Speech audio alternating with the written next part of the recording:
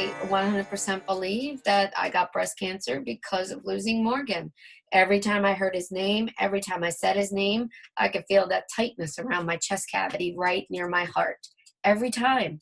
I didn't realize it at first.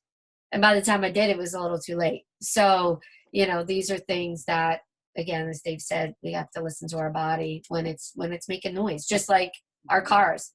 We could take it to the mechanic when it's making a noise and it might not do it, but at least we heard it and we had made an attempt to fix it.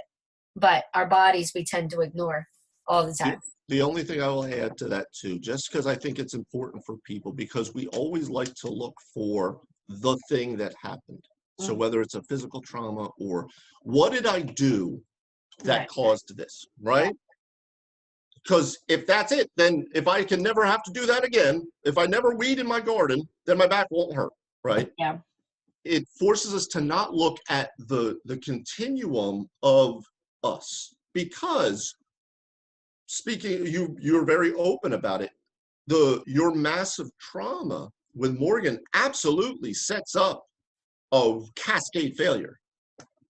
However, what did that rib cage and shoulders and neck and all of these areas look like for decades before? Right? You remember when you came into therapy in the very beginning, you started to get that, why am I getting that hump that I see the ladies get? I know, I feel like I'm getting it again because I'm not doing my exercises. And then once we started working through all of these areas, what did we start to see? That started to shift. But what was that pressure doing to set up until, you know, I always say we're always bringing the body we have to the next trauma, whatever that might be. If it's a fall, if it's a surgery, if it's a terrible travesty, right? But we're bringing the body we have. The better our body is, the more resilient, the more it can take that hit and keep going. But if you're already sapped to a point and you're going down. You're going down. So even with the most intense things, like what Bonnie is talking about, don't lose yourself completely in that.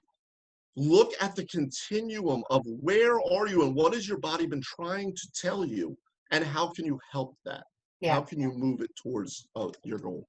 It's part of the and situation. I'm not doing, there you go. You know, or this, you know, looking for that one, as I always try and bring back, as well as Dave. I know Dave says it a lot too anymore, but it's the and, you know, it's not how you slept last night. It's and how you slept last night. It's all these things. You know, so when we break it down, it's the collective umbrella. It's not just the handle.